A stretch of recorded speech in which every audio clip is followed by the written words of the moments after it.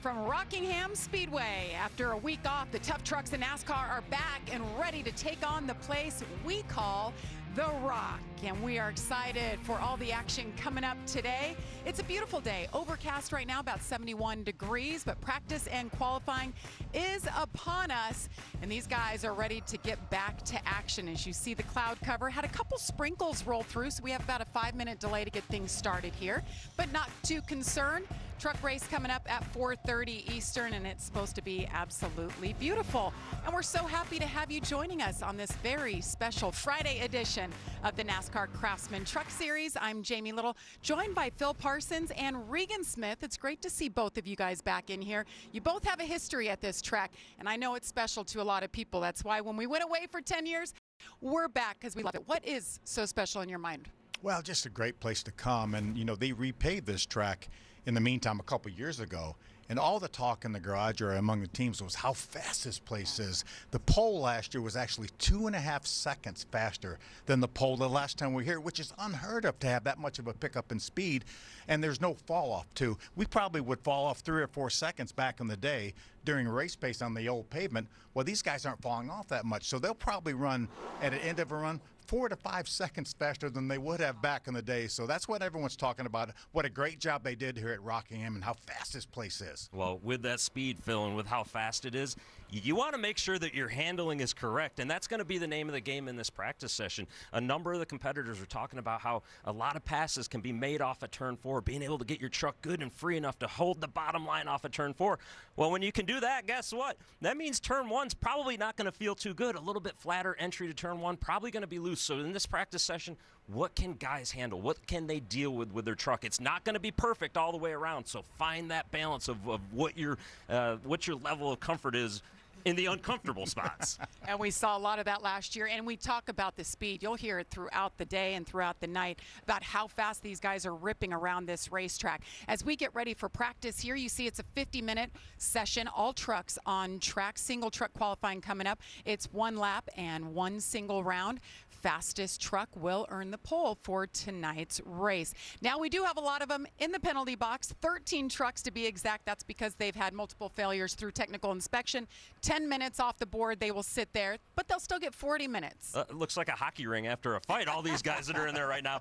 But it's not as huge of a penalty as it typically would be. The track will get rubbered in while they're sitting there waiting, so I don't think they're too concerned about that. Maybe the Ram trucks who just want all the track time that they can get as they continue to build that program, maybe a little more penalty for them, but no big deal. They can deal with it, Phil. Yeah, nowadays, though, the 40 minutes is more than we usually get. So I think these guys will be comfortable with that. Absolutely. Looking forward to practice. All the trucks will get fired here. You see the drivers, Ben Rhodes, Jake Garcia, Ty Majeski. They're all eagerly awaiting. We'll drop the green flag on practice from The Rock coming up next.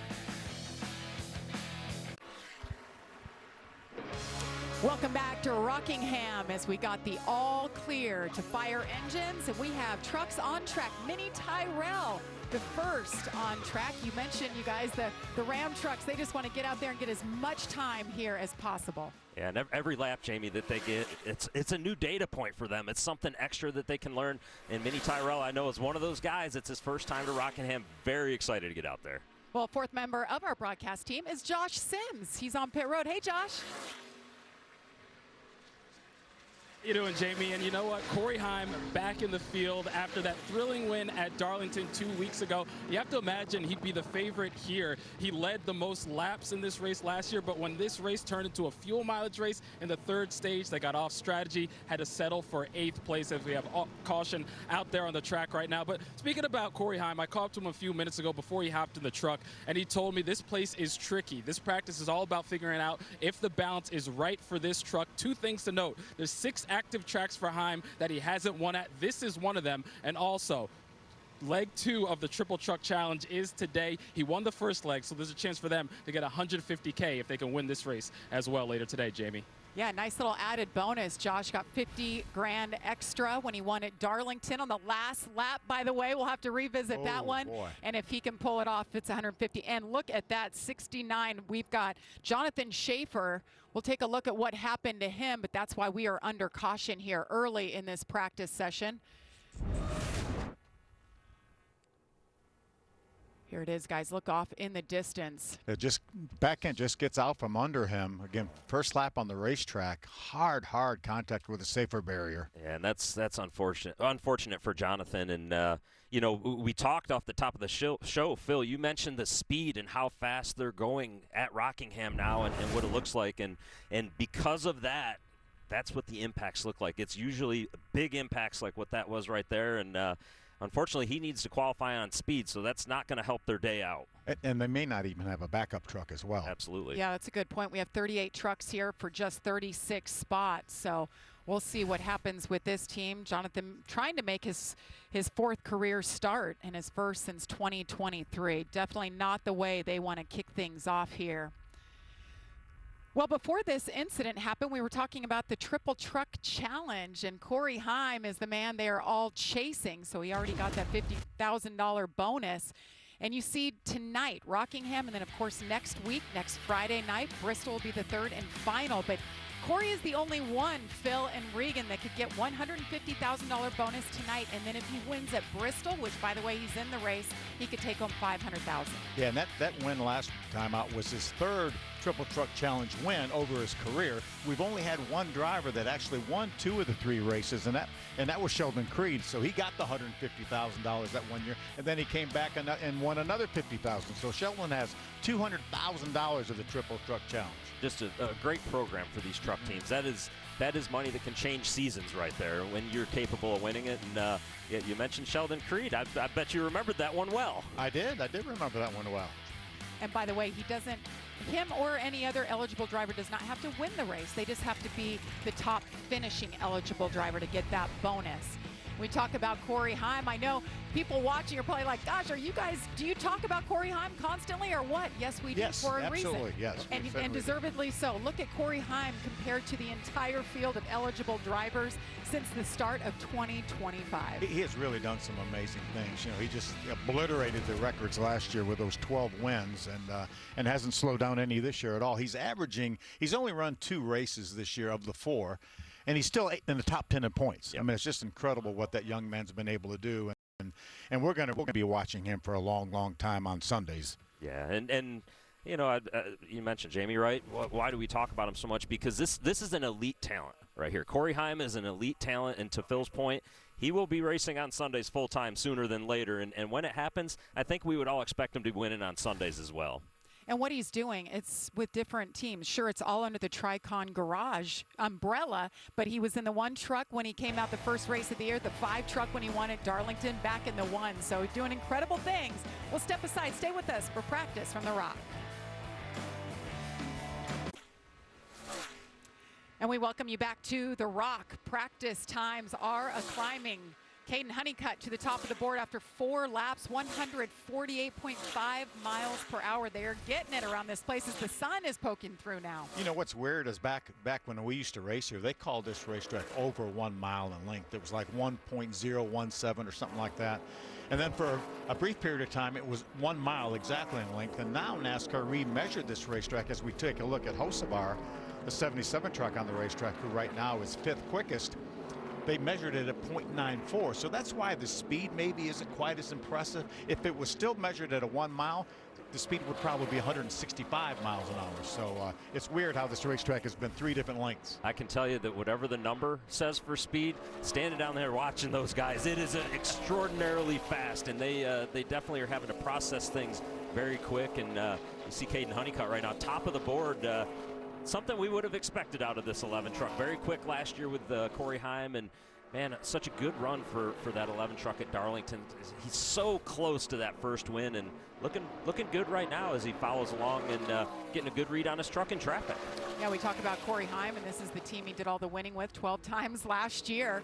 Won the championship, but now since he is part-time, he's bouncing around between the 1 and the 5 trucks. Teammate, of course, to Caden Honeycutt. But Honeycutt, guys, it was so close. He was so close to getting that first career win 2 weeks ago at Darlington. Dominated the race, led 59 39 laps from the pole, but came up just a little short. But they certainly showed what is the potential for this 11 team. Oh, yeah, this 11 team's going to win, and going to win multiple times this year. Caden Hunnicutt did a solid job last year, really with 2 different teams, almost 3 different teams, and made the Final Four. So a full year on board this 11 truck here for with Zipadelli as the crew chief is going to be a nice package.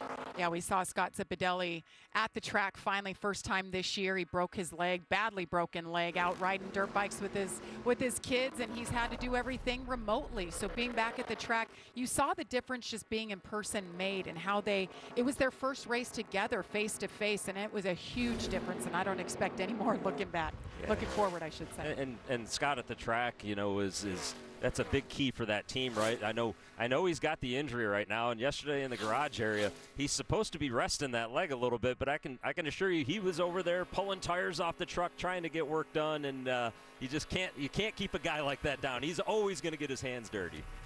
Here's Corey Heim riding on board the Toyota onboard, second so far for Corey Heim. Take a look back at 2 weeks ago, guys. We were watching Corey Heim. He was lurking all race long, but take a look at this. And you see this move all the way to the bottom, and reminiscent of what he did at Phoenix last year to win the championship and put himself in position to take advantage of those tires that he had, Jamie. And you know, Corey Heim just doing Corey Heim things again, Phil. It shouldn't be a surprise to us at this point. Not at all. And he had just a little bit better tires. It still had used tires, but it had a little fewer laps on than some of the other competitors, and man, did he make it work. Well, I think he surprised everyone, including our drivers who were in the booth. They said, where did he come from? Including Ross Chastain. Totally, yes. I mean, caught him off guard the last lap of that race. Here comes Corey Heim, just showing us why he is the champion. Yeah, Ross said he would have driven that last lap differently had he known that he was coming so hard. I don't know that Ross driving that lap differently was going to matter, though. Even if Ross went into the bottom at 3 and 4, I'm not too sure that was going to make a difference when they got down there. Maybe, though. You never know. Never know what would have happened. So Corey Heim brings it down pit road. They have time to make some adjustments here as we're talking about winners. This was the big winner last year, broke that long winless drought. And Tyler Ankrum, what a day it was right here at the Rock. It didn't start out really great for Tyler Ankrum. He ended up a lap down at one point. A lap down for sure. Got the free pass, but they parlayed some tremendous fuel mileage into victory. Yeah, and once they got that 18 truck out to the front for Tyler, definitely was a different truck, right? It appeared what he was fighting earlier in the race wasn't fighting it quite as much later on when that strategy played out for him, and to save the fuel that he did and to do what he did at the end of that race, that takes a lot from the driver, a lot of focus, a lot of concentration, as well as the crew chief yelling at the driver to do that. And Reagan, we were talking earlier, you said that he was trying to save fuel at the end of the race, and he was running faster than he was at the beginning of the race, trying to save fuel. I was notorious for that in my career.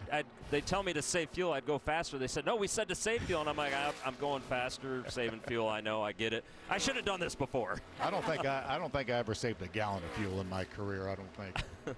Always ran out late. It was dramatic at the end of that race. Even Corey Heim was one of a handful of drivers that were sputtering, had to come in and pit with a couple laps to go, and Tyler Ankrum rode off into the sunset. 88 laps on that tank of fuel.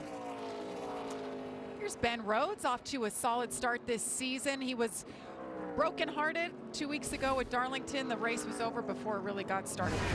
And he wasn't real happy with the driver we just were talking about. They made a little contact that cut down that left front tire on Ben Rhodes. He got into the outside wall pretty hard, and he wasn't real happy. Yeah, and anytime you see drivers talking with their hands like that's a sign they're not pleased with what happened. And I don't know exactly what he was saying in that conversation there, but I guarantee you it had something to do with another truck running into him, which was Tyler Ankrum. And unfortunate for Ben, because he's been very good to start the season, and doing that with multiple different crew chiefs, right? He's had to have 3 different crew chiefs until Cal Gale was able to finally get there, which was their guy. They were kind of waiting on Cal, and didn't get a lot of time to work together. Yeah, that was the first race together with Cale Gale. Of course, we remember Cale in the O'Reilly series, it's called now, and the truck series, and now he's a crew chief, and I know Ben's really high on the potential there. And Cale's a former winner himself in the truck series. Yes, won at Homestead, right? Didn't he beat Kyle Busch at Homestead? I believe you're right, yeah. Yep. Yeah. Let me take a look at Stuart Friesen. What a year this man has had. I mean, as the business owner, the team owner, the driver, the injury, and this race a year ago, he had a big hit. Yeah, and this supports what we saw at the start of practice. Of course, this was in qualifying for Stuart Friesen last year. They had to repair the truck after that and worked right up until race time. And you see right here, nothing of his own doing. You just had Raja Cruz get a little bit loose on the inside there, and when they checked up, it sent Stuart into the wall. And they are just going so incredibly fast that the impacts are always going to be big like that. And Stuart was distraught after that accident. I think we interviewed him after that accident. He was just so distraught, but came back, had a solid year until he had another bigger accident that actually put him on the shelf for 2 or 3 months. Little fun fact about that truck that was in that wreck at Rockingham, actually. I saw his crew chief from last year, Jimmy Villeneuve, who this year is on the Michael Christopher truck, the 62 truck. That is actually the same truck. The 62 truck will be the truck that they crashed at Rockingham last year. That is a nice little factoid. So, of course, they are a 2-truck operation for every race this year. Riding on board with Corey LaJoie. So Corey was scheduled to race for Colleague, but things changed up a little bit. So now he is racing the 10 truck for the remainder of the season. Daniel Dye has resigned from the team. He has also been reinstated by NASCAR. He can race, but is no longer with Ram. So Corey LaJoie now taking over the reins full time. He has switched his points from Cup to Truck, so now he will get Truck points here. So we'll be talking a lot about Corey LaJoie this year. And be eligible for the Triple Truck Challenge as well. So yeah, good to see Corey back with a full-time effort, such a good race car driver. And a lot of success here at this racetrack. He's won, like, I think 3 late model races that we used to have back in the UARA series back in the day. Look at the flashback right here. One of those right there in 2012. Phil mentions it, and we have it right there, Phil. And how about that? Even though the track's significantly different than what it was when he won those races, it is still muscle memory. The way that you load into the corner is still identical to that. Yeah, the surface is slightly changed. And take a look at this shot right here. I absolutely love this camera at Rockingham that really gives you a look at what they're doing through the corner, and you hear just a little bit of the truck hitting the racetrack through there. That's because of all the G-load that they're pulling, and we're right down just above the splitter on that camera shot on the right-hand side right there, and this is going to be fun to follow today on this 10 truck as the race plays out. And listen to that on throttle time. I mean, they're on the throttle twice as much as we were back in the day, it seems like. He just blew by Timmy Hill. I think Corey LaJoie being with this team full-time is really going to help elevate them, that veteran expertise. You guys, we talk about it every week. This team does not have simulation. They are literally going off of what they're learning. The drivers are doing iRacing, trying to learn these places, so anything will help at this point. Yeah, for the entire Ram program, right? And I know we want to see them go out and win and be up front every week, but you got to take baby steps when you're just getting back into the truck series and finding your way. There is a ton of workload that's got to take place for these guys, and I think you got to temper expectations just a little bit. This is going to be a crawl before you walk and a walk before you run type scenario. And how much help will he be on these younger drivers too, like Butterbean and Minnie Tyrell? Absolutely. Having a great voice to lean on. You want the veteran voices to be able to lean on them that have gone through an experience different. And Justin Haley as well. He's also a veteran too. So. Well, Carson Hocevar never been to the Rock before. He was here in the booth with us, and he decided to join the action, Josh. That's right, Jamie. Carson Hocevar in his 3 starts has been so close to getting a win in the Truck Series so far this season. Finished runner-up at Atlanta, had a chance to win his other 2 starts. I talked with Chad Walter, his crew chief, earlier today, and he told me, look, we got to find a way to close out these races. We know Carson's going to put us in position to finish them out. Now all we have to do is execute. But like you mentioned, Jamie, this is a place he didn't get the race at last year. He was in the booth, so he's seeing this track for the first time. Came over the radio a little while ago, said it felt like maybe the right rear was going down. They checked that truck, made sure there was no issue with that right rear going down in terms of being flat, but he did say he needs to find a way to get that right rear more underneath him, so they made some adjustments to the truck. He's coming back in. They're still trying to get that balance exactly right with this truck. He was 16th on the board at speed. Carson Hocevar came so close to getting that win in Atlanta. Came up 1 spot short to Kyle Busch. Well, Carson Hocevar, look at this moment in the booth last year. A little old school. Mike Joy likes to call him the Hurricane. Love it.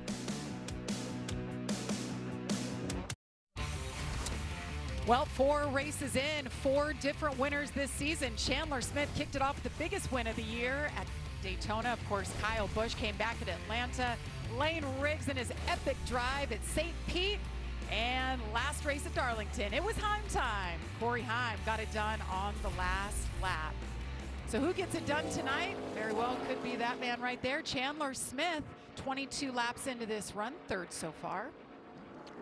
Yeah, looking good with the speed. A little surprised actually a couple weeks ago in Darlington that Chandler had some of the struggles that he did. One of the trucks that I think many of us would have expected to have an opportunity to win that race, and it never really materialized. So you certainly want to come back to Rockingham and get back on track and have the speed and have that comfort level. And guys, it looks like right now Chandler does have that. Yeah, we talk about the speed. He's run 23 laps, and his fast lap was only about a half a second faster than his slowest, or his last lap. In the same situation we were talking earlier with Caden Honeycutt, over 30 laps, and he was only about a half second off his fast lap. So this racetrack hasn't lost much over the last year as far as pace-wise. Yeah, and what I really like as we ride on board with Chandler here is watch his hands down here through 3 and 4. You just see that he's really smooth with his hands. A little bit of correction right there.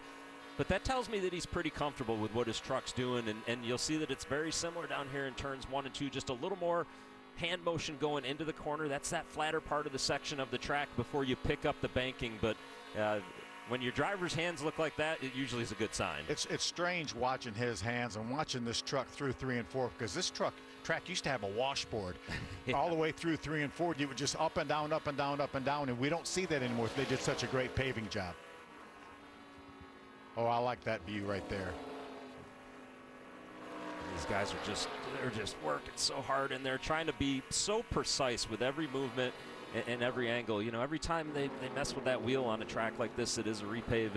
It scrubs speed. You know, you don't want to be scrubbing speed, as we see he's getting a read right now on his truck actually in traffic, which is going to be really important for later today. And the beauty of that is you can tell the crew chief, hey, when I got up behind this truck, this is what happened. You can give him exact details. That's Landon Lewis that's just ahead of him, one of the youngsters in the field, as we take a look at Chandler's teammate, Lane Riggs. Mentioned his big win at St. Pete. He said, I am now a winner on a road course, so don't count me out anywhere we go.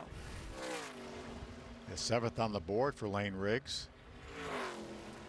And how cool was that win at St. Pete for Lane? He did a great job in that race, the entire race. And you know, you look at when we looked at the winners thus far this season, and you look at the races, kudos to the Craftsman Truck Series, because it has felt like every race is massive, and that's no different than what we got here at Rockingham today. It's just such a great atmosphere with, you know, the trucks being back at the Rock last year for the first time in so long, and I guarantee you these drivers are looking at it as, hey, that's one that we want to highlight. We want to win that, and I know you want to win all of them, but it just feels like the start to the season has just been so special and so fun with the list of races. And so competitive, too. I mean, this series, it seems to get more competitive each and every year, which is hard to believe. And even though last year Corey Heim dominated, and as we take a look at Corey Heim, it was still a very competitive season. Most of the time they were racing for second, trying to follow this guy. Corey Heim second on the board so far. Let's listen to his radio. Really good. I mean, I thought my truck was almost perfect, but I guess if I'm going to make a little bit of speed, I would need some rear grip off of 2, just getting a little bit darty, edgy, free on throttle, kind of similar to Sim when we were free off of 2, but everything else is pretty good, honestly. I mean, did that adjustment hit where you needed to on that max landing? Yeah, simple on that. Let me dissect what he just said right there. Competition's in trouble later this afternoon. When Corey Heim tells you it's really good, and they're picking apart fine little details right there in terms of what he wants that truck to do just a little bit differently off of turn 2. That's Jeremy Donnelly's probably very pleased right now with what he heard. Yeah, and you talked about the top of the show how to really get good off of turn 4 and pass people, you may be a little free getting 1, but these corners, these ends of the racetrack are completely different. You know, one's banked a little bit more, one's a little flatter on the entrance or whatever. The exit of turn 4 is more wide sweeping. So these ends of the racetrack are completely different. Look at our best 10-lap average here. Caden Honeycutt, the best so far. Lane Riggs, Corey Heim third on that list. Pretty close there. Look at the second, Lane Riggs at 23, 24, 26, 27. Those three trucks only separated by 3/100ths of a second over a 10-lap average. We have one double-duty driver this weekend, Sammy Smith. Welcome back to the Truck Series. He ran in Rockingham here in the trucks last year, then went on to win the O'Reilly race on Saturday. So he said, heck, I think I'll do that again. Don't want to change anything there. His fastest lap that he's run so far was on lap number 16. So obviously that truck wasn't to his liking to start with. They made it better, and now his lap times are very competitive with the fastest trucks with that amount of laps on. Yeah, and team truck to Carson Hocevar, who we heard a little bit earlier on, wasn't exactly pleased with what he had the first run there, working on the right rear, trying to make that field just a little bit better for him. So not a surprise, right, if they're both down there just a little bit. Josh, what have you got for us on Sammy Smith? Well, you know, like you guys mentioned, Sammy Smith is doing double duty here, won that O'Reilly race last year, so a lot of excitement heading back to Rockingham for him. Now, in terms of his truck, came over the radio during that first run, said that truck was trending, that is, on the tight side. Felt like it might have been on the splitter. Came in and made some adjustments. They made slight gains on it, still not exactly to his liking, so they've got some work to do. But you know, Sammy Smith, the way he drives this truck, he's going to be a factor if they get that thing dialed in for the race. And as Josh talks about that truck being slightly on the tight side, we saw him go into turn 3 right there. And when that truck got down into the banking, you saw the front of it wash up just ever so slightly. And that's likely one of the spots that Sammy's really focused on, because that would be your max load at Rockingham would be as you enter turn 3 and get down right about here. And you just see him shoot up the racetrack just a little bit. So that's something they'll want to correct for this afternoon. It's interesting, he's run 30 laps, but his fastest lap was on 16. And you look throughout the board, some did their fastest lap on 2, some did it lap 11, but he was pretty late into his run. He was. I think that means they made that truck better for him for sure. Gio Ruggiero, the 19-year-old out of Massachusetts. He wasn't too happy with his performance at Darlington. Wasn't terrible, another top 10, but just not Gio-like. We come to expect him to run in the top 5 everywhere we go. Yeah, I was talking to his crew chief, Jeff Stankiewicz, yesterday at the racetrack, and he was talking about, you know, they weren't real happy with that, but he's really high on this young man.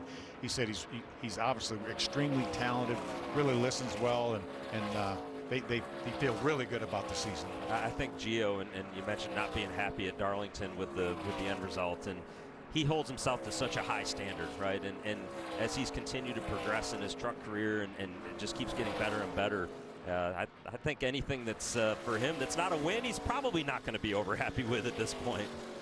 He works with Trevor Bain, who we all know and adore. He works with all the Tricon Garage drivers, and I talked to him this week, and he said he's fighting to come back stronger. He was so hard on himself, even a top 10, but that's where he is now. That's the company that he's in, and we expect the same out of him. We've seen what he can do. Yeah, great start to the year. Second at Daytona, third right when we went to Atlanta. Yep. Daniel Hemrick here, one of 4 McAnally Hilgeman Racing trucks entered. And had a good result here last year at Rockingham, and you know, as we talked about, guys getting to field their trucks in traffic, that's exactly what he's doing right now as he follows along here, and looks like these guys are both going to decide they've had enough. They're going to head on in and get an adjustment on both of these trucks. Brendan Queen is the best of the Ram trucks so far, 20th on the board. So we have a red flag out, you see there, and we're being told it's for rain. Got some drops out there. I guess maybe that's why they had enough. They saw that on the windshields. So 18 minutes remain in this practice session. Hopefully it's just a quick little shower, little drops here and there, and we'll get back to action. We're live from the Rock. Well, Rockingham is the most famous rock in NASCAR, but how about some other famous rocks? Plymouth Rock? That's a big one. Yep. Rock of Gibraltar? Yep. Alcatraz. I've been to that one. I have too. Fortunately, that's not in the scary one. I've been there at Little Rock. And I interviewed The Rock. Oh, The Rock, one of my favorites. WWE superstar Regan Smith over here. And our rock. Aaron Suiza, Rich Gross, well done. They come up with these concepts, and it's very clever. I can tell you my favorite rock right now, and no disrespect to the wrestler The Rock, because I know that he could probably squash me with one finger, but my favorite rock's the one that we're at right now, Rockingham. I absolutely love this racetrack and everything that it means to that area of North Carolina, to the Sandhill region of North Carolina. And I spend a lot of time down there, and the people before we had come back there were just so excited to have the Truck Series and the O'Reilly Series coming there. And they came out in full force last year, too. They did. This track opened back in 1965. Been around, been a favorite, an oldie but a goodie in the NASCAR world. So after a 10-year hiatus for the Truck Series, it was a big moment for us to come back last year. Well, we have a little bit of a delay right now. You see the clouds overhead, few drops. Caden Honeycutt, we talked about him being top of the board. He's run 37 laps today. What do you guys think? Should we talk to him? Want to try too? Sure. Let's try. Hey, Caden Honeycutt, Phil Parsons, and the guys up in the Fox booth. You got a copy? What's up, guys? How y'all guys doing up there? Well, we're doing okay. It would be a little bit better if it wasn't raining, but you look like you have a pretty fast, safe light Toyota there. Yeah, I know. It's pretty odd. It looks like it's sun out, but there's actually raindrops. So, yeah, hopefully that goes away. We can go qualify here. But, yeah, I really feel like our number 11 Safe Light Toyota Tundra TRD Pro is really good. Scott and them did an amazing job here at the test to get us right. So far in this practice has gone good. Had the first couple of laps, I was held up in track a little bit from the hot lap speed, but felt like overall our run was pretty good. Got some stuff to work on that we're wanting to try before that rain hit. So, yeah, we feel good here at Rockingham. Always fun. It was fun last year. It was really fun. It's really fun again here this year. So, hopefully the track widens out for us and we have a good afternoon of racing, and so we can get our first win here at the Rock. Well, Caden, this is Regan. I'm a little concerned for the competition if you say that you were held up on those first couple laps, because your fastest lap was lap 2 and definitely had a ton of individual lap speed. You just mentioned there are a couple of things that you want to try and want to work on. What kinds of things are you looking for out of that 11 truck right now to make it even better? And have you seen the groove move up at all? I know that was a big concern from everybody in the garage area yesterday. Yeah, I don't know if I can tell you everything I wanted to here, Regan, but yeah, we just wanted some stuff to work on. You know, I think it's very beneficial here in the heat that it's probably the track's going to change, that we have to be on top of that.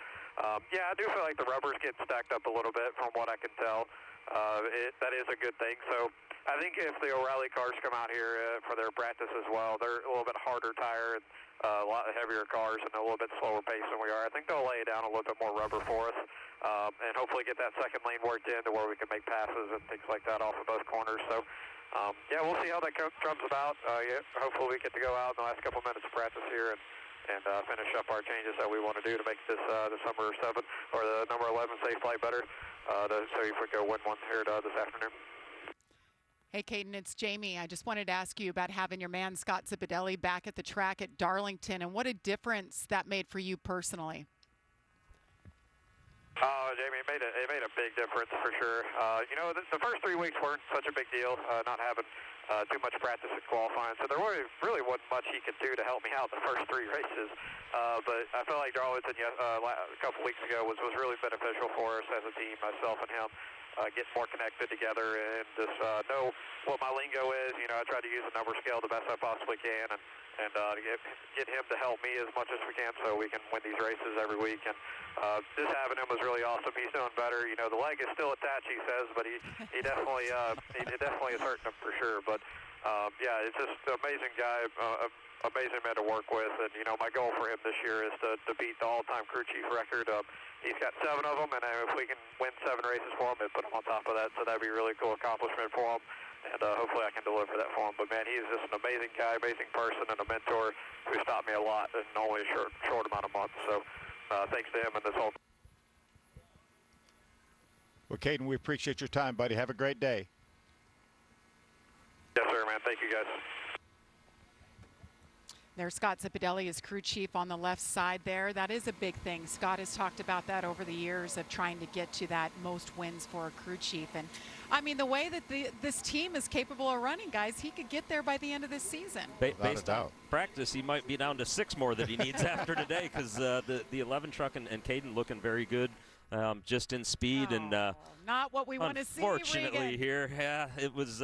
We saw the covers starting to move around a lot more, and man, we see sunshine. How do we have rain? Crazy. It wasn't on the radar. We've been watching. It's one of those pop-ups right over the racetrack. So we got a good amount of practice in, but of course we have qualifying still to come. So we hope to get that in. You see the blue sky right there over turn 1. Well, hopefully it'll stop here. We got get the jet dryers out there and get qualifying going here from the Rock. Welcome back to the NASCAR Craftsman Truck Series. Practice as it stands. We're under that rain delay right now, but Caden Honeycutt, quickest, 22.7 seconds to get around this 1-mile D-shaped oval. Corey Heim second. Chandler Smith, Andres Perez, nice pickup over a year ago at this place, and Gio Ruggiero rounding out the top 5. Yeah, and Andres, they're been doing a nice job this season so far. A little bit of tough break last week at Darlington, but has been looked well. Let's check in again with Josh. All right, things you don't want to see are rain at the racetrack, but things you do want to see, Corey LaJoie, full-time now with Ram this season in the 10 truck. So first of all, how do you shape what this opportunity means to you for the rest of the year? It's exciting. You know, these guys have their work cut out for them. 5 trucks getting off the ground starting late in the year is always a tough lift, but with the sport of Ram and all the guys at Colleague are really working hard to get these trucks a little bit better, get them where we ultimately want to be. It's been fun to get back in the trenches and just start talking about Packer shim and right rear spring rubbers, some of the stuff that you miss out on being in the grind each and every week. So these guys asked me to do that, put my work boots on a little bit, kind of starting to build the processes and get ingrained with these to hopefully get them a little better. And we did that just at practice. We made 4 or 5 changes, kept getting faster every time we hit the racetrack, and then Mother Nature put a little dampening on a parade here. But excited for what we have this afternoon. This is my favorite racetrack. Rockingham is one of the coolest racetracks on the schedule. It's cool to see it back. It's cool to be here. And hopefully we can get this 10 truck up front where it needs to be. And that's what I was going to ask. I know you have a ton of experience here. You got those 3 late model races here that you won. You've had success in the ARCA series, looking to carry that over, obviously, to tonight. But what does this track mean to you as you set off on this full venture journey with this truck? Yeah, this is this track probably was like a watershed moment for my career where, you know, this is where I chose really for myself to pursue this as a profession when I was 18. And it wasn't because my dad just kept bringing me to the racetrack, right? So this place is really near and dear to me, but ultimately we're going to all line them up here this afternoon and we're going to get after it. I feel decently good about our truck where it is now. We're just going to keep trying to build data points, try to build the notebook a little bit and keep progressing each stack pennies, right? Do what we can control well. Let's go qualify well if we get to. Let's go execute the day like we need to, have good pit stops, and be there at the end and have a good day. Appreciate that, Corey. It's all about stacking pennies for Corey LaJoie in this 10 team. Hey, Josh, can you ask Corey, as you're doing the interview there, he's not helping you out with the umbrella. I see your shoulders getting wet, and he's being selfish with that umbrella, not helping you a little bit. He was trying to hold the umbrella over, but he's a little bit taller, so it was a little bit down. But yeah, he was trying. He made the effort to hold the umbrella. I mean, when you got a stash like that, you got to worry about anybody else out here. Hey, I was thinking about this on the way down here. A man doesn't grow a mustache. A man grows into a mustache. Only people with mustaches understand that, too. I'll let you think about that. I think we're going to have to shave off this and just go with the mustache from now on, Regan. I think that's what I'll do. I love it. I love it. I think we're all pulling for that, Josh. He's giving Ryan Blaney a run for his money. Battle of the stashes. We'll have to get Christian Eckes next. He's growing one out just to change his luck on this season. We need to change our luck here right now. This rain is not stopping. Stay with us. We are hopeful to get qualifying in. Well, the good news is I believe the rain has subsided, and we're being told about 30 minutes to dry the track, and we'll get qualifying going. So things are looking hopeful. You see the track dryers doing their job right now, and it's nice and warm, so that'll help dry things a little bit quicker. But that just means bonus coverage for all of you watching. Get to hear from more drivers, and, well, we're making our man Josh Sims work a little extra hard. Josh, so who'd you catch up with? I caught up with Christian Eckes, who's out there on the track working extra hard. We talked earlier, and you guys were kind of unsure, to put it lightly, how you'd feel coming into this race, coming out of the test earlier this year. So how did everything check out on track during practice? Yeah, I think the Black's tire, Napa Silverado, I almost said Camaro. I got that stuck in my head, but I think we were okay. Too loose for sure. Overall grip levels were a lot better than the last time we tested here, but definitely need to get the balance under control. So I think Dave Ellens and the guys have made some good adjustments, and we'll see if we get to qualify here. We'd like to, just to see where we stack up, but overall just ready to race tonight. Coming off a third-place finish at Darlington, your second top 5 of the season. I know you guys talked about making changes with the team heading into that race. How do you feel about where you guys are coming out of Darlington heading into this one overall? Yeah, I feel good. Like I was telling you earlier, I feel like we've only raced twice this year. We've got our normal 50-point weekends that I'm accustomed to in the truck series, and the other 2 are really bad. So we just need to work on consistency and keep bringing race cars like we did last week. I was just talking to Corey LaJoie. Great mustache on that guy. You had a great mustache. What happened, man? It's just for Darlington, man. It's not a great look. I don't like it personally, but I needed to try something. It did its purpose at Darlington, and now we're moving on. There you go. I like that. Well, good luck in qualifying. I'm going to walk over and see if I can grab your teammate, Daniel Hemmick, real quickly. Can I bother you? Yeah, of course. So how did practice go for you guys? A little bit further up on the board in terms of the speed from your teammate that I just talked to, Christian Eckes. But what was your takeaway? Yeah, I mean, honestly, we're still digesting, myself and crew chief Kevin Bellicourt here. Napa Auto Care Silverado's okay. I think it's a little better maybe than we were at the test, but I'm a little apprehensive to say that for sure. I don't know, just so much stuff going on there between the clouds rolling in and all of a sudden the sun pops out and the rubber, the color in the racetrack gets slick. So then everything you thought you had for balance begins to feel a little different. So you're just trying to kind of take the best educated guess you can to hit the target for what we're either going to qualify hopefully with or go into the race with. So either way though, I mean, I'm very, very proud of this group, everyone in MHR. Our owners have made massive commitments, not only the off season, but over the last couple of weeks, just trying to continue to give us more vehicle potential. So between them and GM and all of our folks at Chevrolet kind of giving us the tools and resources, we're not where we want to be, but we're working hard to get where we want to be. So yeah, I don't know, Josh, still a little bit of work to do, but it's always fun to be in your home state doing a little racing, and hopefully we'll have a good day. I feel like every driver I've talked to, it's been about the facial hair. You got some great facial hair. I talked to a guy that shaved his mustache, another guy that has a great mustache. You shaved the dome. Show that thing off, my man. It was out. Look at it. I got to see what it looks like on the TV there. It's slicked up this morning. Listen, everybody that's joined me on this path, or I've joined on this path, knows when it's time, and it was just time for me. We've had some fun with it. My kids were a little scared the first couple times I walked around the corner, day 1, day 2 following, but there's a joke in our family that, if you're at one of our family reunions, whether it be Christmas or Thanksgiving or whatever, it's literally you can look over there and see who came from what bloodline, which side of the family, because all of them are bald. So I went in and just joined the family. Just joining in the lineage. I like that. Good luck. Yeah, attitude. And thank Kevin Bellicourt for us. I know he was trying to talk to his driver and get things done, but he's a great crew chief. And now their focus is on qualifying, guys. Practice is officially called, officially done for the day, and now we shift gears. Yeah, and I think certainly a lot for these guys to digest, right? A condensed practice for them. So see what they got here in a moment. So all the drivers hopped out of their trucks, talking over their fast lap that'll be coming up live from The Rock. It's Rockingham, NASCAR Craftsman Truck Series style.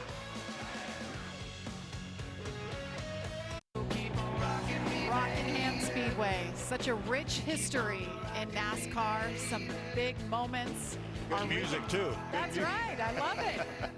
Dale Sr. there, Bill Elliott, Jeff Gordon, and our own Phil Parsons and Regan Smith. You guys have been part of the action throughout the years as you see Welcome Back NASCAR. Big deal for this track, for this community, and the fans around it. It is, and it's you drive around that Southern Pines region and the Sandhills region, and you saw signs up for the past couple weeks getting, leading back into the race coming again this year, and you can just see the excitement of everybody. There was one moment in particular back in 2001 that stands out, I think, to all of us, and here it is. It was 1 week after Dale Earnhardt was killed at Daytona. They came here to race at The Rock.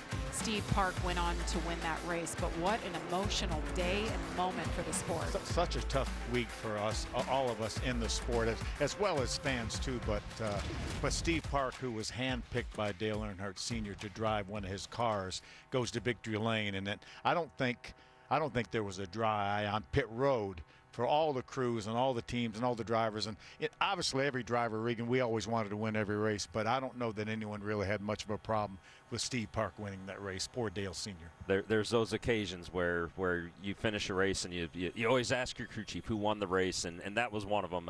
To your point, Phil, every driver in the field would have said, oh, that how cool and how special of a moment. I was a kid in high school at the time, so I was watching that particular race on TV, and Jamie, you mentioned not a dry eye, and I can assure you, as somebody who grew up a Dale Sr. fan, that was the case in our house. And it was weird because I know for the industry as a whole, it was kind of part of the healing process and part of that healing moment. But for me, even as a fan at the time and not somebody who worked in the industry and was trying to work in the industry, it felt like a healing moment as well. And you just, it was like something special was happening, and you walked away from that race and just had a smile on your face. Hard to believe. That was 25 years ago. Whew. Well, let's continue on here and hearing from some of our drivers as they get ready to head out for qualifying here from the Rock. Josh. Well, here with Ty Majeski was 8th fastest on the board during practice. I know you had some trepidations about how this truck would handle heading in, given not being able to do the test earlier. So how do you feel about how things shook out during that practice session? Yeah, I think we're okay. Just looking for overall grip in our Menards Ford F-150. Unloaded with decent speed. Thought we were okay, and as the track rubbered in, I felt like our balance just kind of took a swing for the worse. So kind of making adjustments, and the truck really isn't responding. So just trying to decipher why that is and make good decisions going into qualifying here. So hopefully we get to qualify. If not, we'll start by the metric. Got in a wreck at Darlington, so that'll hinder our spot if we don't qualify today. So hopefully we can get qualifying going and improve our starting position a little bit. They were just talking about how special it is to be able to come back here to Rockingham to race. You got to race here last year. I know you didn't get the results you wanted, but what is it like to be able to have this race back on the schedule? Well, it's just great to have, grassroots type racetracks like here, North Wilkesboro. It's good to revive these places, and I feel like the fans love it, and that's what we're here to do, is put on a show. So this racetrack obviously is a pretty fresh repave. I can't wait, and maybe 5 or 10 years when we get to the old style Rockingham. I was watching TV last night, and there was a 2002 Rockingham race, and they're ripping the fence and tire falling off, seconds. Can't wait till this track gets back to that. Appreciate your time, Ty. 5th currently in the points, and looking for that first win of the season, Jamie. Thank you, Ty Majeski. Yeah, it's been a couple of weeks for him. 31st, he mentioned it, what happened to him at Darlington. Before that, he finished 2nd at St. Pete. Great run for him there, but he's hoping to qualify, because if he doesn't, well, he'll start 26th today. As track drying continues here at the Rock, we're getting closer to qualifying for the NASCAR Craftsman Truck Series.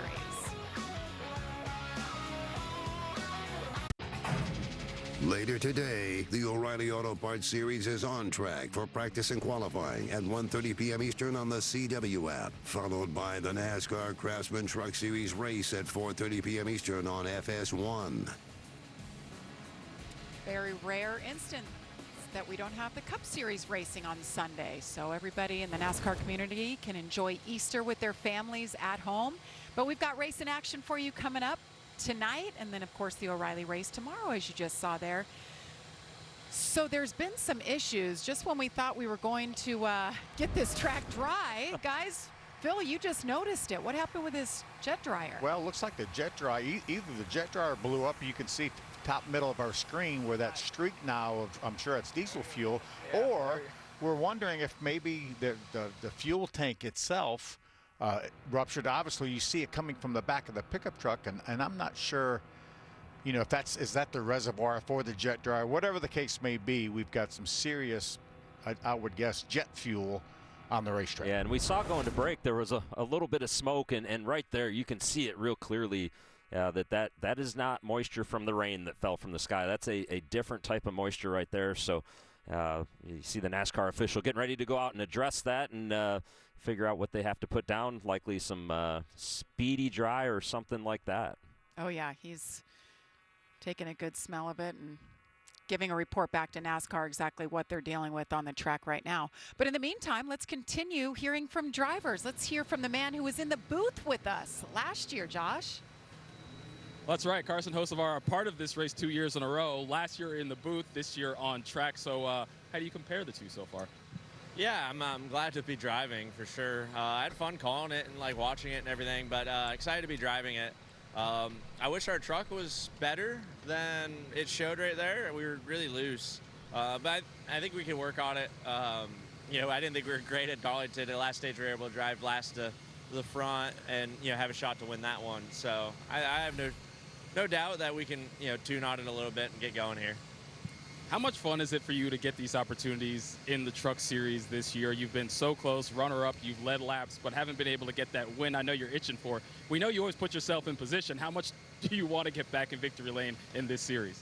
Yeah, it's just always fun. And, you know, I don't have to look at a lot of data or anything. I just go show up and like it's my game of golf basically. I just get to go have fun and enjoy the bad and the good, and you know, if we make mistakes, you know, just drive back through it, and I just get to just enjoy racing without really worrying about the end result as much. You know, just because obviously Sunday is super important. We're here even if our truck isn't great, or if I make a mistake, or I have a bad pit stop or whatever. You know, it's trucks, you can get back to the front no problem, and that's been a lot of fun. And you mentioned Sunday. You've got a rare Sunday off. What are you doing with your time this weekend? I don't know. I gotta figure that out. Bossa just texted me something about going to the Final Four maybe tomorrow or something, that he's going to Indy. So I don't know. I got plenty of options here. It's got to be nice to have the option to maybe go to the Final Four, one of the biggest sporting events, or not, Jamie?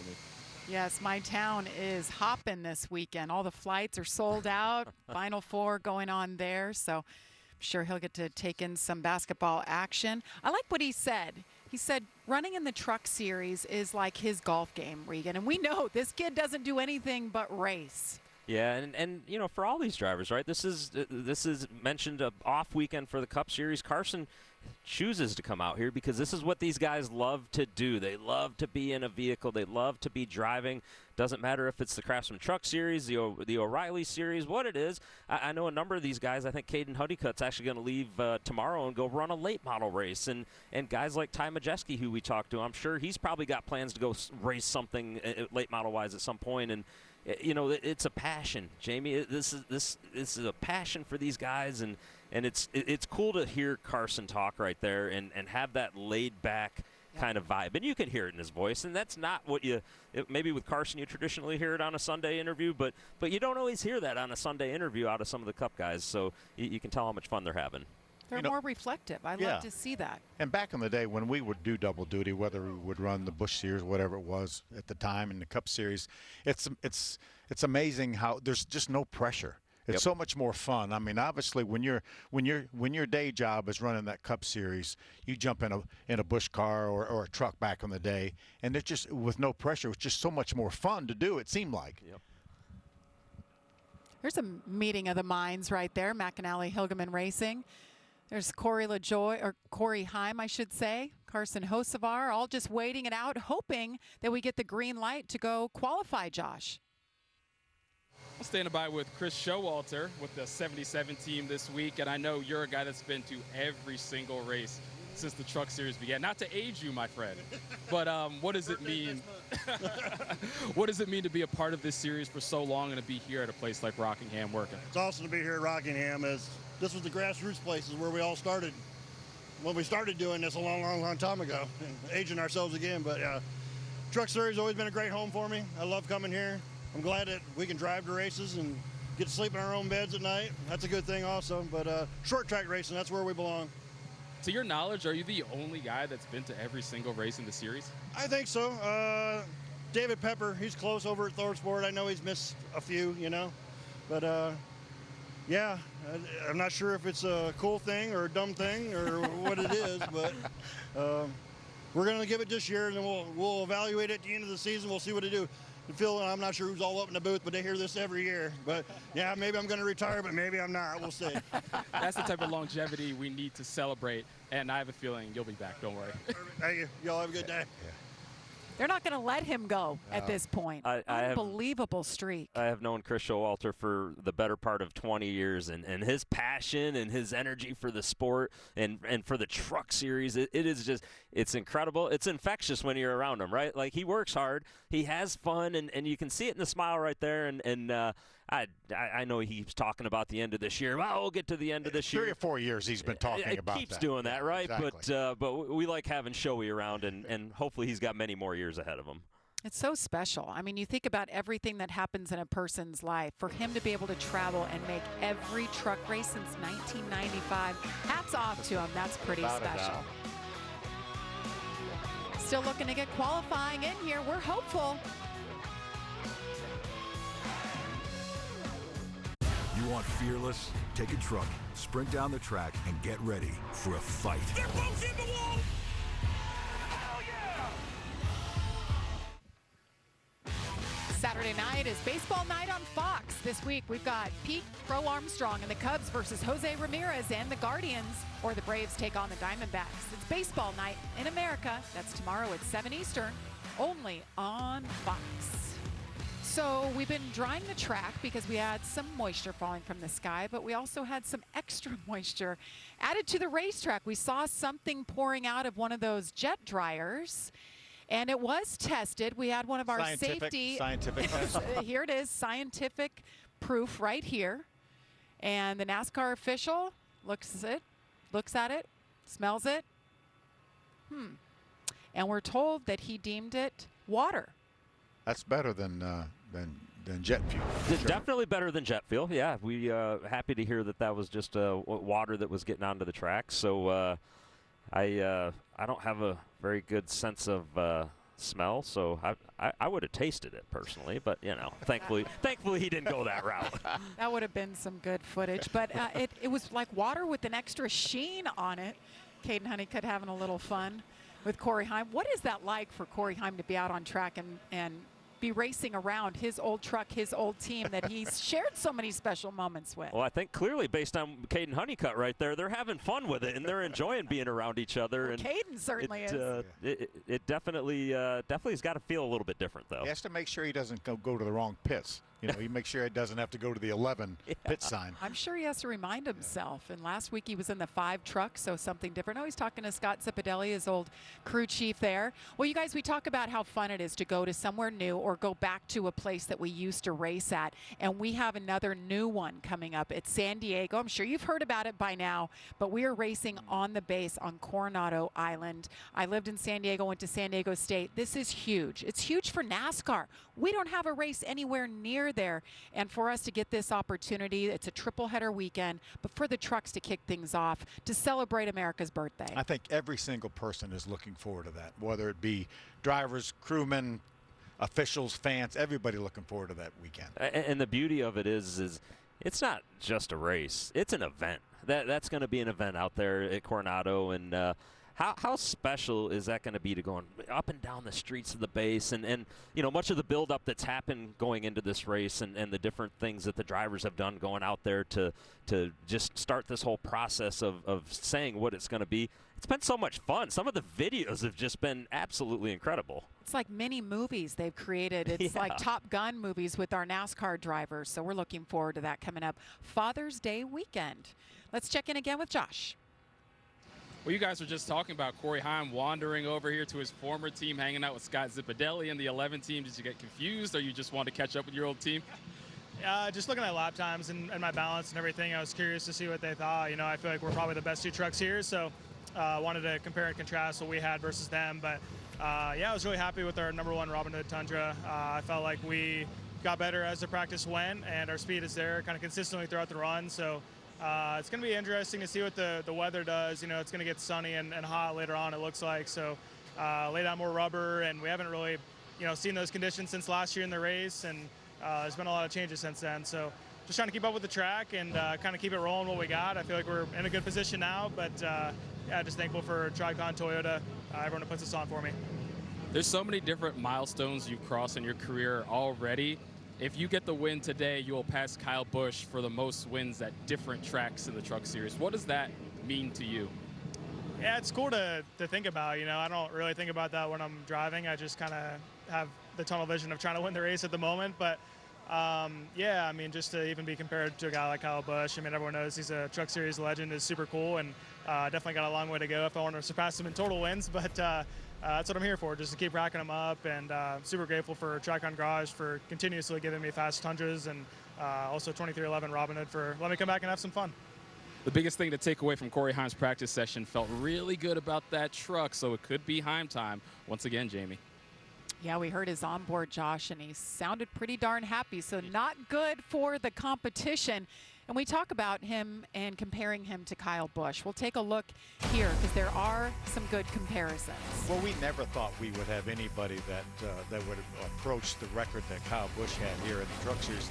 And remember now, Kyle Busch was already an established Cup star when he started running trucks. So it's a little bit different, but what Corey Heim has done has been nothing short of amazing to me. Yeah, and anytime you're comparing yourself to Kyle Busch, no matter which series it is, that's a pretty big sign, and just the numbers there, and Corey's still a young guy. He's got a lot more years, even as he looks to go full-time Cup racing in the future. He's got a lot more years of potentially running some truck races and running different series, and he's going to continue to build those stats, and over the years it's going to be fun to sit back and 10, 15 years from now look and see where it ends up at. Well, right now, too, he's tied with Johnny Sauter for 5th most Truck Series wins. Another win will put him 23 years old and tied for 5th. I know. It's really been an impressive run, and we know we'll be seeing him on Sundays before long. And we welcome you back, Jamie Little, Regan Smith, Phil Parsons, and Josh Sims with you as we get ready for NASCAR Craftsman Truck Series qualifying.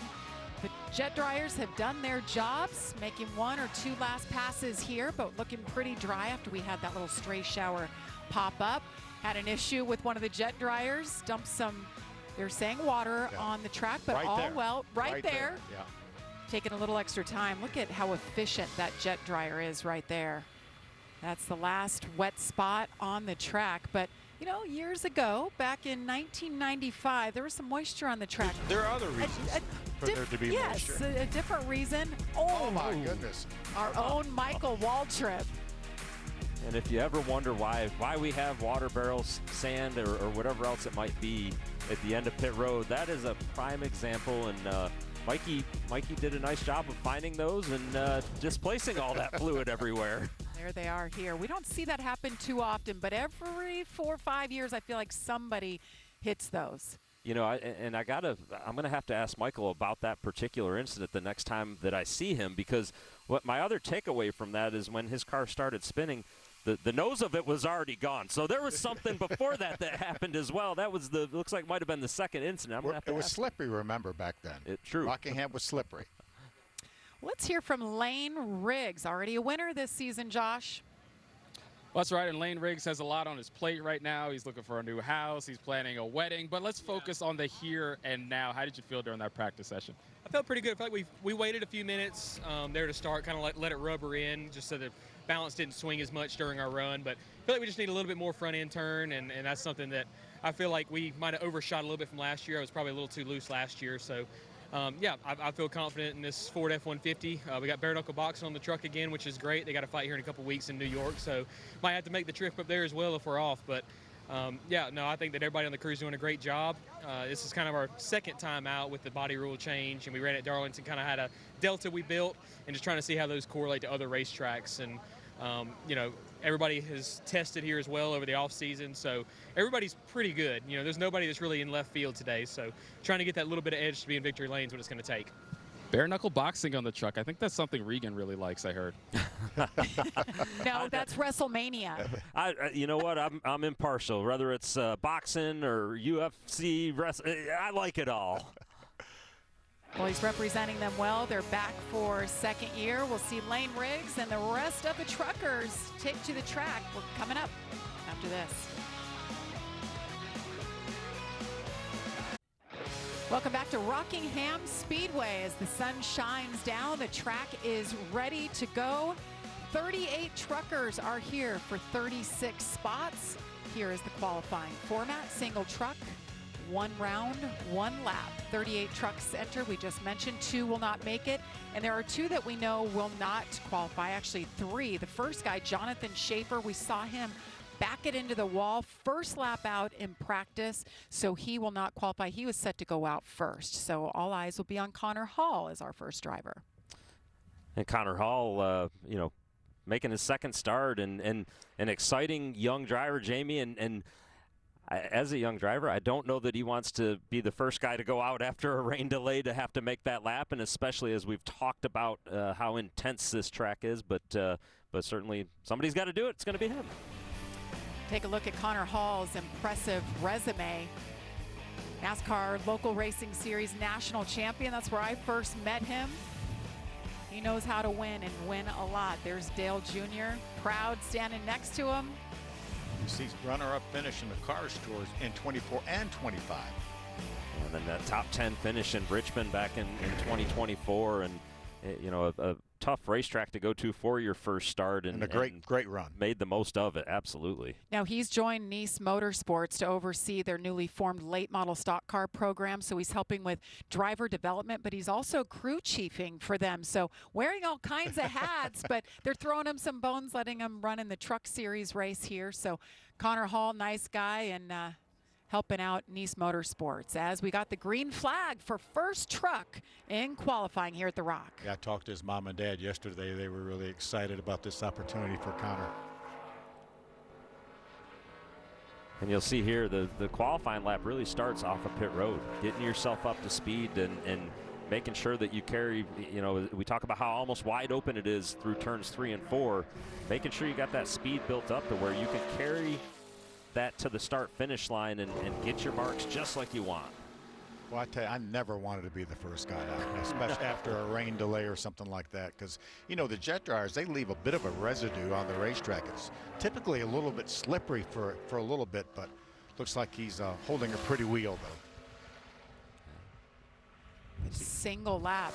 Not a lot of time to get up to speed, get things figured out, and nail your run. Good lap. That's the fastest lap we've seen today by Connor Hall at a 22.746. 77 was the fastest lap we saw by Honeycutt in practice. Yeah, don't blink. This is going to go fast. Your favorite driver will be out and done before you know it. Here's Minnie Tyrell, the 21-year-old.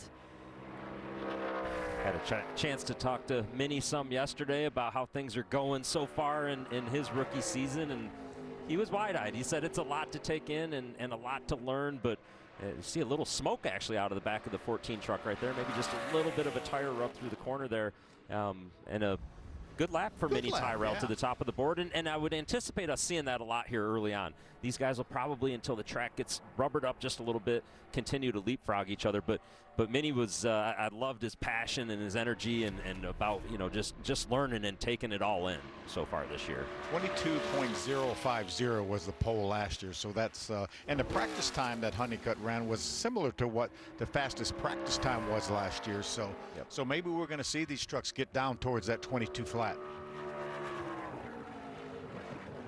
You see there the 22 of Clayton Green and the 69 of Schaefer. Mentioned him. They will not go out for a qualifying run.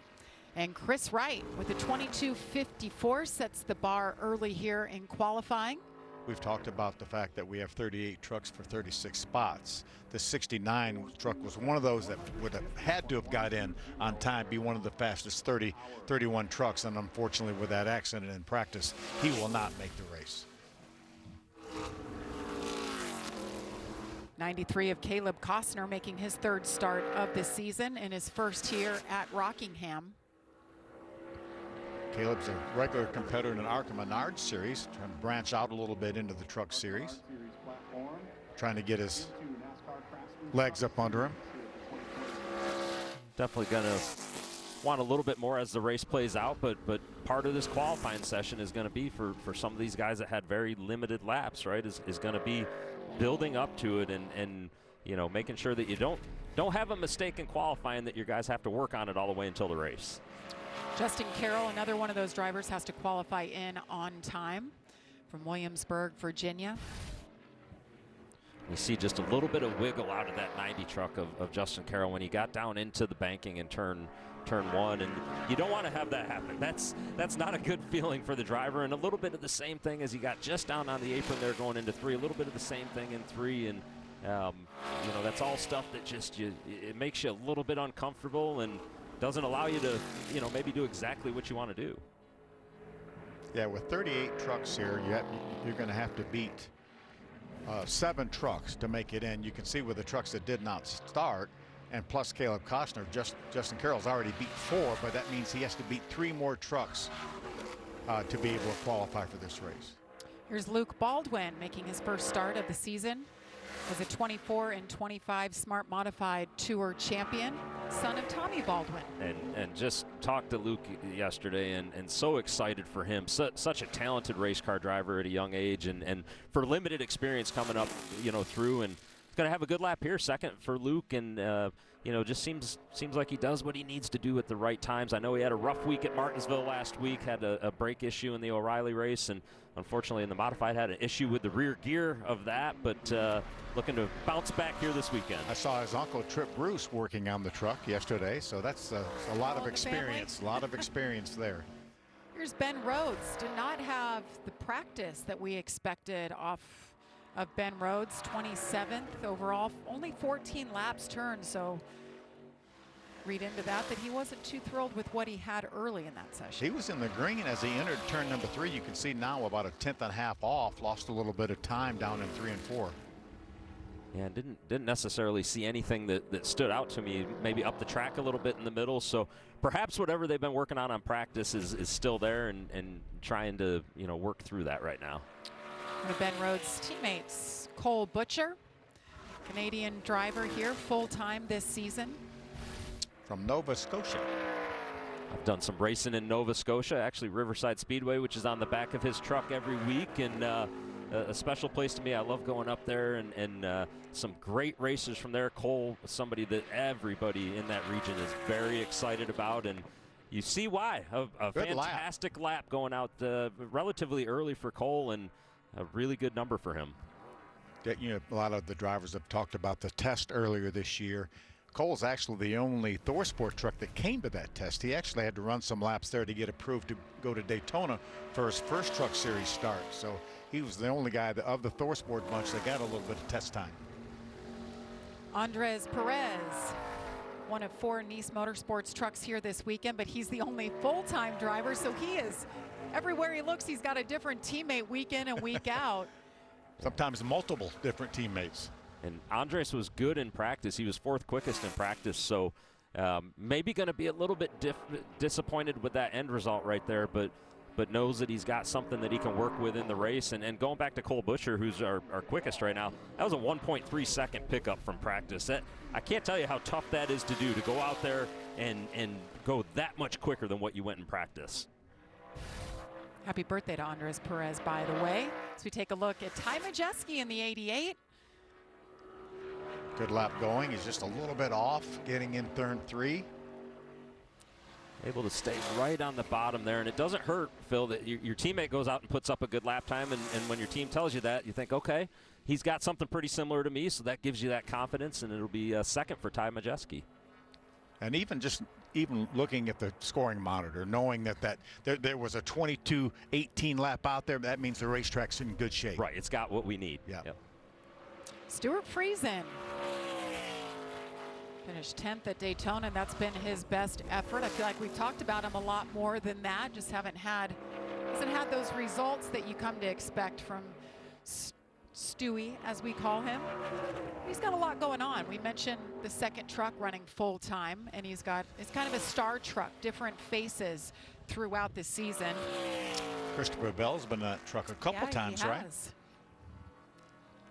Michael Christopher Jr. is his teammate here this weekend. 4th quickest for Stewart.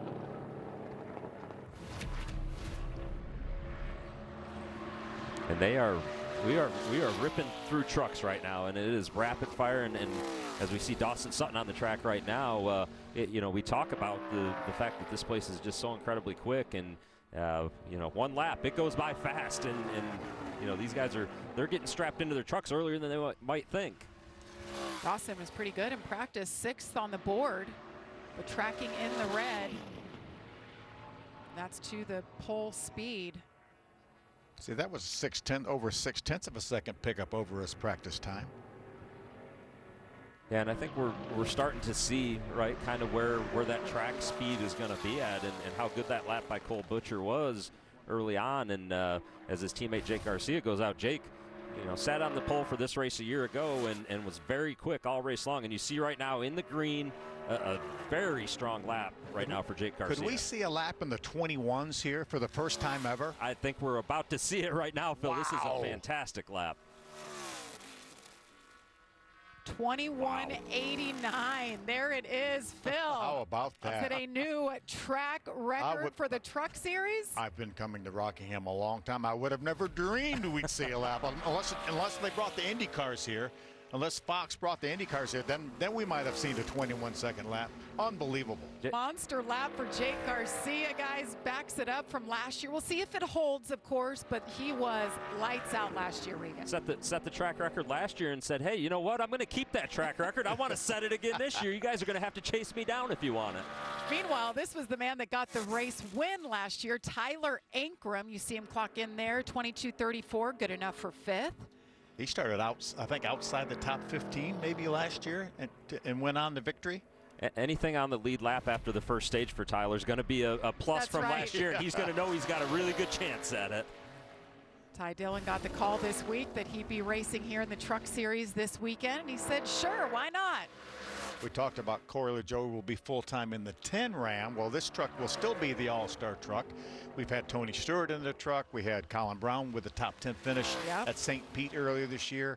And so it's going to be interesting to see who all we're going to see in this truck this year. The open truck. I think Regan Smith needs to jump in this truck. He just talked about only being 42. I'm pretty comfortable here next to you right now. What are you trying to make me have to go get back in shape or something? Once a racer, always a racer. And I know you. You're like my work spouse. And if you got the opportunity, we could see you back out there. That'd be great to see. You just never know with me. That's right.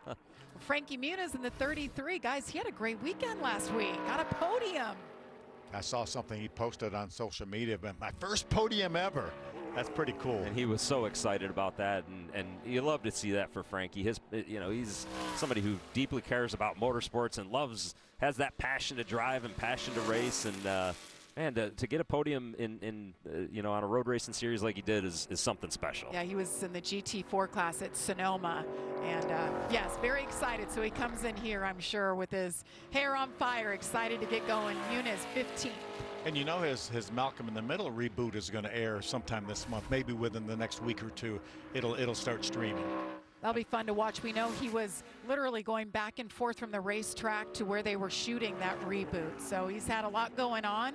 But good for Frankie. He's got to pay the bills to race somehow. That's right. Timmy Hill here, currently 14th, and that is where he'll stay. And had a solid run at Darlington 2 weeks ago. Had fresh tires at the end. They had played the tire game just right. And, Timmy Hill's had a lot of top 10s there. Looked like maybe he was going to get another one. Just didn't quite work out at Darlington for him. Butterbean Queen. He was the best of the Ram trucks, Regan, and in practice. Yeah, and talking to all of these guys, that opportunity to at least get a few laps here gave them a little bit more confidence, as they came in, not only to practice, but qualifying, that they had at least seen the track before. And Butterbean's showing that right now. This is a good lap for Butterbean, looking like he's going to be somewhere right around the top 5 here. Good lap for Butterbean, 22.328. And I was talking to him yesterday, and we saw him win so many ARCA races in the championship last year, but I think he's been pretty solid. He's 10th in points after 4 races with that brand new Ram team. I think he's doing an outstanding job. He really is. Carson Kosovar, the Hurricane, as we like to call him. We heard him talking about his truck and that he was just too loose in practice, and looks like right now maybe just a little bit of wiggle there as he got through the middle of turns 1 and 2, but definitely looks like they've improved on what he was fighting with. See how we can do down in 3 I spoke and 4. Too soon. 3 and 4 did not. You saw that that big wiggle up the track again for him. They'll have to try to snug that thing up a little bit here for the race this afternoon. Little too loose. Carson Hocevar 7th right now. So you see the seconds it's taking these drivers to get around this 1 mile racetrack, but Jake Garcia, guys, 154 miles an hour. Just a monster lap. And you know, the crazy part is that now everybody else that goes out there knows that the track has that in it. And they're trying to find a way to say, okay, we got to go even quicker yet. And Jake certainly, you know, he threw down the gauntlet for him. Parker Eatman trying to make his Truck Series debut. Big moment. Yeah, come on out to Rockingham. See what you got, kid. He finished third at Wilkesboro in the Cars Tour race last year. That was his best finish in the Cars Tour. Seeing a lot of drivers from the Cars Tour come over here and dabble in the Truck Series. Tanner Gray from Mooresville, North Carolina, didn't have much of a drive this morning to get to the racetrack. See Black's tire on his truck, and also the presenting sponsor for the race. And just I've got to work with those guys a lot over my career, and Ricky Benton and all the guys there just love motorsports and so appreciative of their passion for racing and involvement in it. Yeah, and Ricky's not far from Rockingham. Very close by. Yeah, about I think a half hour away roughly. Yeah, good lap for Tanner Gray. Second. Does anybody have anything for Jake Garcia's monster lap? I don't know. Got some heavy hitters still to come. There's Justin Haley. Comes over to the Truck Series, back to the Truck Series full-time with this Ram effort. One of 5 full-time trucks with this team. Quite an undertaking for Colleague Racing. I'm but not they sure are Scott. making it happen. I'm not sure Scott Dixon would have had anything for Jake Garcia's lap in his Indy car. No. Now that's saying something. 10th for Haley. And Justin, you know, he's been doing exactly what you need to do as you're building a program, and him as well as, you know, Butterbean Queen, who we talked about earlier in 6th. They're doing the things they need to do, getting results, trying not to tear stuff up, and getting the laps in, and that's how you build. Daniel Hemrick coming off of back-to-back top 10 finishes. Had a great run here a year ago, finished 3rd. Or just barely out of the throttle. You could hear it. And you just see every truck just sliding up just a little bit after it takes the set into turn 3, Phil, and see a little wiggle there actually after the lap there trying to get cooled down, and it just that little bit of difference. You know, I don't feel like we saw that out of Jake Garcia. Riding on board, love to watch this from Corey LaJoie in the 10 truck, working that wheel. Oh, and you hear the he truck had his hitting hands the racetrack. full too. Wow. He sent it in there, and that truck definitely hit the track some. It was loose, a lot going on there. We call that full send, right? Yeah. The sensation of speed on the bottom right.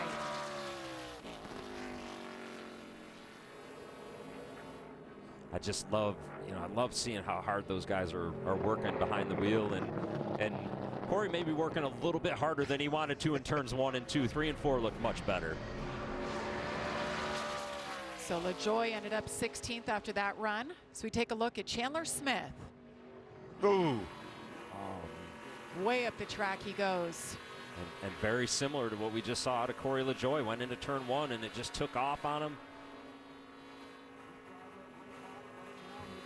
And actually doing it in 3 and 4. You can hear that truck hitting all the way around. I got to believe they've got something wrong right there that they don't like, as he wasn't even up to speed in 3 and 4 when it did it. So yeah, when that truck hits the ground, the front tires are not working like they need to. That's why that truck goes up the racetrack, and that they definitely will have probably some unapproved adjustments to look at that truck. Chandler Smith ended up 24th there, the point leader, so something to keep an eye on for sure. He'll have an upward battle as we take a look at Grant Enfinger.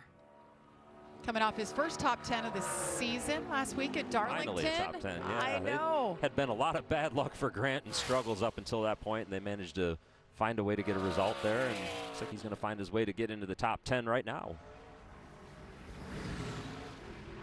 9th quickest for Grant. So they're all chasing that 21.89 by Jake Garcia. Can Corey Heim do it for Tricon Garage? He has a teammate right now in 2nd, so we know there's some speed in those Tricon trucks. See his air hose disconnected for qualifying, just blowing in the breeze there. Yeah, you heard through there the truck didn't bottom out any. Nice and smooth, you know, line all the way around.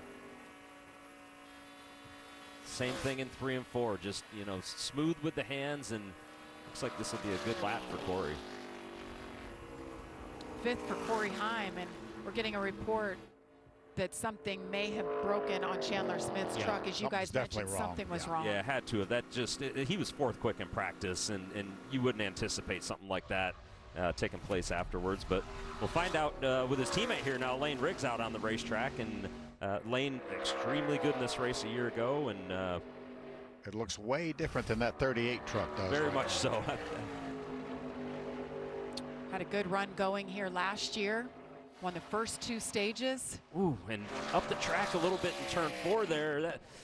When you see them get above where the dark black is on the racetrack to that gray, you get a little bit nervous because sometimes it can get dirty up there, like we saw in Stuart Friesen at qualifying last year. And fortunately, it worked out for Lane. Still slotted in 4th. That's what you expect from those front row trucks. So certainly something up with his teammate Chandler Smith.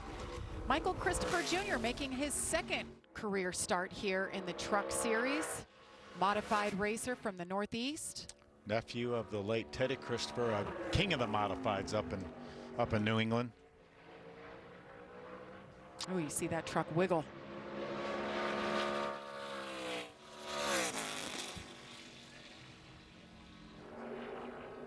'24th for Michael. Great looking truck. Love that color scheme. The 17 of Gio Ruggiero, another Tricon garage truck. He has teammates 2nd and 6th right now. You see his last 3 starts. 4th at Darlington was a great effort. On pace right now with a decent lap here to maybe a good 3 and 4. Could get himself slotted up to the top 5 perhaps.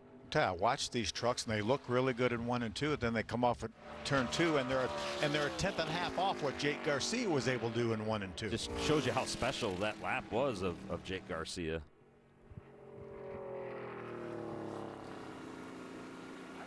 Gio will slot in 8th. Jake Garcia watching on, eagerly awaiting as the trucks tick on. Christian Eckes, just 5 drivers remaining.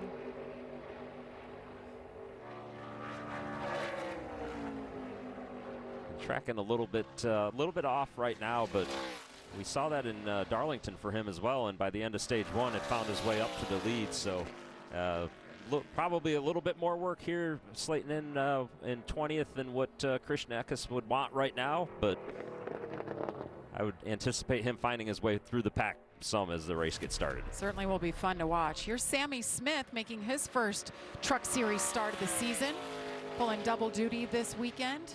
I remember we talked earlier. You look at the results of the race, and it was a flip-flop from qualifying. Again, only 2 of the trucks that finished in the top 8 qualified in the top 10 for last year's race. It's amazing to me. And Sammy Smith was the same way right there. Every truck we've watched, other than Jake Garcia, really, when they get off into the corner in turn 3 and they get down to the white line, that just these wiggles and shooting up the track just a little bit. And Jake Garcia and really a couple of the guys up front. I feel like Tanner Gray didn't do that quite as much. Cole Butcher didn't either. And let's see if Caden Honeycutt, who we expect to be very quick here, can do that as well. Caden Honeycutt was fastest in practice. Little off on the exit of turn 2. He was up the racetrack as well. Yeah. It's going to be a good lap. It's not going to approach anything near what Jake Garcia was able to run. Yeah, a pretty good 3 and 4, I felt like, for Caden, though. Phil, you mentioned it. It's that Jake actually got through turns 1 and 2 so good that it's that 10th and a half at the halfway point of the back straightaway that they're all fighting against. Caden Honeycutt 3rd, and now we have 2 drivers remaining. Landon Lewis in for Nice Motorsports. 2nd start of the year. What a great effort he had at St. Petersburg. Finished 6th. Looked Ran like up a in veteran. the top 5 a lot. He drove like a veteran out there. Has Ron Hornaday as a driver coach. Good guy to have in your back Not pocket. bad. Yeah, not bad there to have Hornaday. He's Just won a Truck few of Series these. champion. Yeah. He's won a few of these. He thinks so highly of this young man. Good lap for Landon Slayton in 9th spot. And then there was one, gentlemen. Adam Andretti says, "Thank you, Corey Heim, for getting the win in this 5 truck 2 weeks ago." He got the #1 pit stall selection for this weekend, and he goes out last in qualifying. Adam making his 3rd career start. Finished 12th in his debut at Atlanta. Turned 47 this week, guys. I mean, a 47-year-old NASCAR rookie. There's hope. Something you don't say very often, right? No.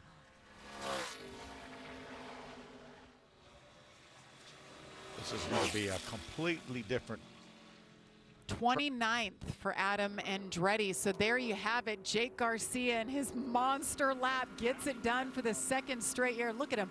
He is all business. 5th career pole in his 80th start for Jake Garcia. There's the fist pumps all around for the 21-year-old. He will lead the field to green. Coming up at 4:30 this afternoon, Tanner Gray for Tricon Garage. Great effort for him. Those trucks were all over the place in qualifying, so that will be your front row. Josh.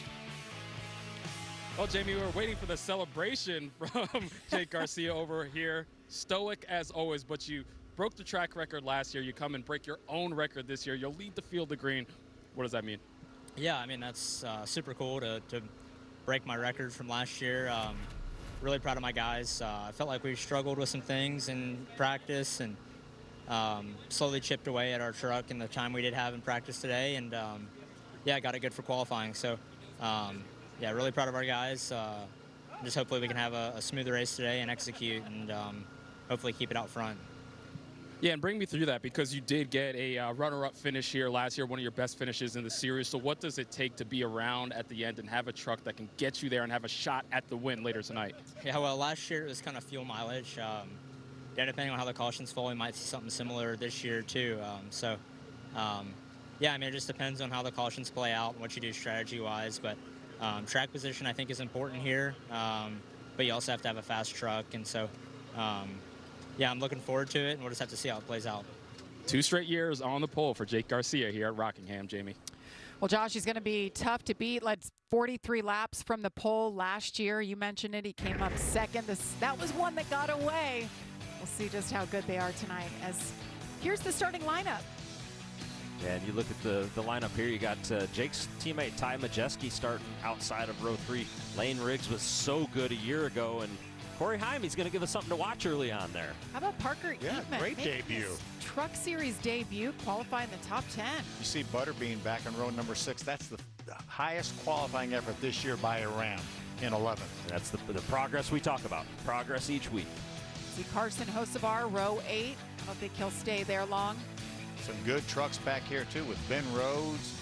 See Corey LaJoy back here, Christian Eckes. Definitely some guys that we expect to see moving up through the field, and that's going to makes for some fun. They will be 2 wide at different times. Chandler Smith starting all the way back in row 17. Have to find out what the problem was that with that truck, and definitely going to be exciting to watch him come from there.